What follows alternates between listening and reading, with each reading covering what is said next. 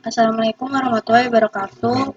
Perkenalkan, nama saya Yolanda Dewi Ramadan dengan NIM 404 031 965 0078 dari Program Studi Teknologi Rekayasa Otomasi. Di sini saya membuat video memenuhi tugas mata kuliah SKADA yang berjudul Alat Sortir Produk Kemasan dengan PT SKADA menggunakan protokol Modbus TCP/IP. Di bawah ini ada gambar skematik alat yang saya bikin. Di bawahnya ada gambaran alat di VT SCADA.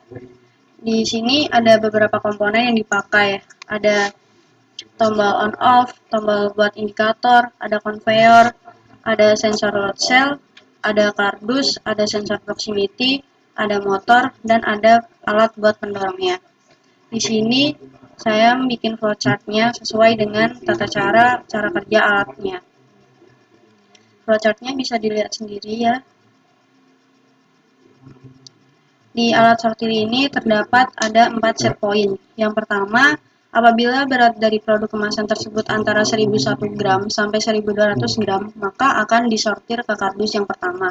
Yang kedua, apabila produk kemasan tersebut beratnya 801 gram sampai 1000 gram, maka akan disortir ke kardus yang 2. Yang ketiga, apabila produk kemasan tersebut beratnya 601 gram sampai 800 gram, maka akan disortir ke kardus 3.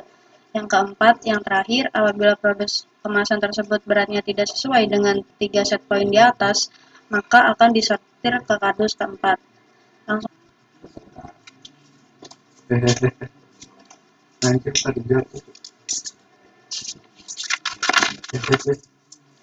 Di sini sudah masuk di dalam VT SCADA-nya yang terhubung dengan Modbus TCP. Nah, yang pertama di sini ada tag-nya mengenai indikator conveyor 1 menggunakan digital dengan address 00001. Dan indikator conveyor 2 dan 3 semuanya menggunakan digital dengan address yang sama. Dan indikator detektor untuk sensor itu menggunakan digital menggunakan address 001. Sama dengan indikator detektor 1, 2, 3, dan 4 itu semuanya menggunakan digital dengan address yang sama. Ada lagi indikator pendorong 1 itu digital dengan address 00002. Setiap indikator pendorong 1, 2, 3 itu semuanya menggunakan digital, tapi IP address-nya berbeda. Ada yang menggunakan 0002, 0003, dan 004 dan 005. Nah, di sini ada kardus 1, kardus 2, kardus 3, kardus 4. Itu semuanya menggunakan analog dengan address-nya yang berbeda. Yang kardus 1 30002, yang kedua 30003, yang ketiga 3004, yang keempat 3005. Di sini ada juga RPM motor conveyor 1, 2, 3 yang menggunakan tipe analog. Nah, di sini address-nya ada 40001, 4002, 40003. Dan ada sensor load cell dengan menggunakan analog dengan 30001. Nah, di sini kardus 2 sekalinya minimal 0 dan maksimalnya 1200. Terus yang kardus 2 sekalinya minimal 0 maksimal 1000. Terus kardus 3 sekalinya minimal 0 maksimal 800. Terus kardus 4 sekalinya 0 maksimal 100. Dan sudah. Terus ada sensor load cell dengan analog dengan address 30001 dan start stop dengan tipe digital dengan address 0001. Terus yang pertama kita mencet start. Kalau start di udah muncul 1 karena dia menyala. Apabila dia 0 nanti dia stop gitu. Yang pertama di RPM motor pertama indikator conveyor 1 menyala. Terus di RPM motor indikator 1 conveyornya di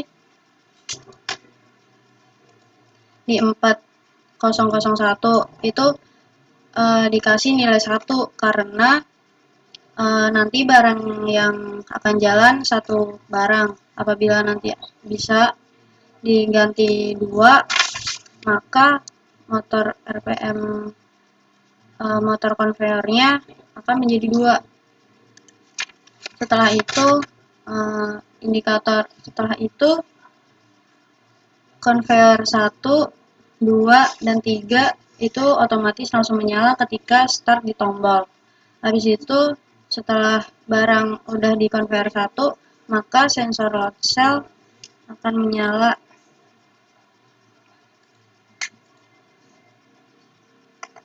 Sensor load cell akan menyala dan mendeteksi satu barang yang berjalan.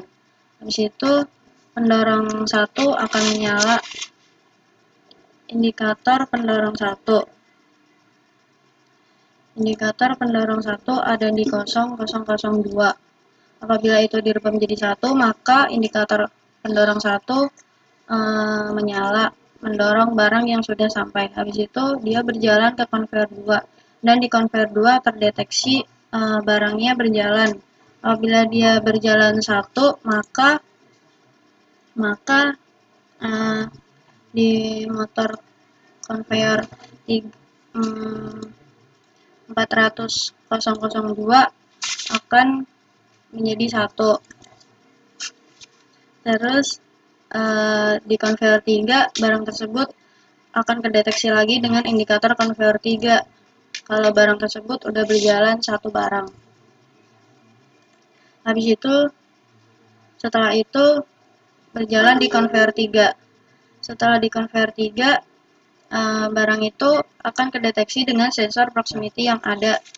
Nah, di sini kalau barangnya sekitar 1001 atau sampai 1200, maka barang akan kedeteksi di indikator pendorong 3. Maka pendorong 2 di indikator pendorong 2, maka indikator pendorong 2 akan mendorong barang yang beratnya 1001 sampai 1200 gram. Terus sensor proximity akan kedeteksi adanya barang yang masuk. Habis itu di kardus akan ada, maka di kardus 1 akan kedeteksi kalau barang itu masuk 1. Nah, kita diulangi lagi dari konveyor 1. Habis itu jalan dari konveyor 1 ke dorong. Kalau barangnya dari 800, kalau barangnya lebih dari 801 sampai 1000, maka barang tersebut akan masuk di kardus 2. Dan maka sensor proximity akan kedeteksi dan pendorong 3 akan berjalan. Indikator pendorong 2. Indikator pendorong 2 akan menyala dan mendorong barang masuk ke dalam kardus. Dan kardus akan mendeteksi adanya barang yang masuk. Maka kardus mendeteksi adanya barang masuk dengan 1. Terus diulangi lagi dari konveyor 1 jalan ke sensor load cell di pendorong, terus jalan ke konveyor 1. Di konveyor 1 ada barang ketiga.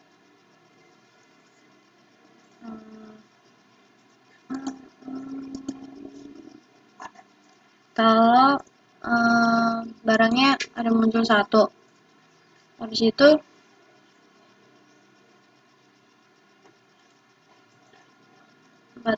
adanya barang muncul yang ketiga. Habis itu kalau sudah sampai, terus pendorong 1 mendorong, habis itu konveyor 2. Konveyor 2 barang yang ketiga. Langsung kedeteksi. Terus jalan ke konveyor 3. Kalau barang tersebut jalan produk yang ketiga. Setelah itu jalan ke konveyor 3. Nah, barang tersebut kalau beratnya dari 0 sampai 800 gram, maka barang tersebut akan masuk ke kardus 3 dan pendorong 4 akan masuk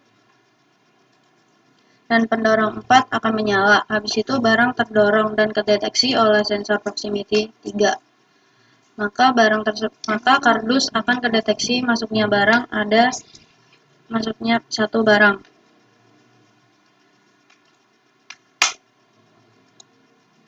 Masuk satu barang. Nah, apabila barangnya melebihi dari 3 set point ini, maka dia masuk ke kardus 4. Dari conveyor 1, terus dia masuk barang keempat. Conveyor 1, 401 ada 4. Maka conveyor 3 juga akan menjadi 4. Terus conveyor 4 juga akan kedeteksi. Habis itu, karena dia lebih dari 3 set point ini jumlahnya, maka dia akan masuk ke kardus keempat. Maka kardus keempat akan kedeteksi. Maka kardus 4 akan kedeteksi. Akan kedeteksi satu barang. Begitupun selanjutnya dengan yang lainnya. Setelah semuanya telah berjalan dan apabila nanti barang akan kesortir, maka di kardus 1 beratnya akan berubah. Misal nanti ada apabila ada 3 barang, terus dia di 3, berarti kardus 1 menandakan ada 3 barang yang masuk. Terus apabila kardus 2 kemasukan ada satu barang lagi, berarti dia jumlahnya ada 2, berarti yang masuk ada 2. Terus yang kardus 3, apabila ada 3 barang masuk lagi, berarti ada 4 barang yang masuk. Dan apabila kardus 4 ada lebih dari satu barang yang masuk lagi, berarti ada 2 barang lagi. Berarti di sini tadi bisa di-cut. Udah tapi Belum. Setelah semuanya barang berlanjut, lalu bisa di stop. Di stop, maka kalau di stop ini menandakan 0. Semua alat berhenti. Pendorong 1, alatnya mana? 0, semuanya alat mati. Nah, sekian dari presentasi saya. Apabila ada kata yang tidak jelas dan tidak terkontrol, mohon maaf. Terima kasih.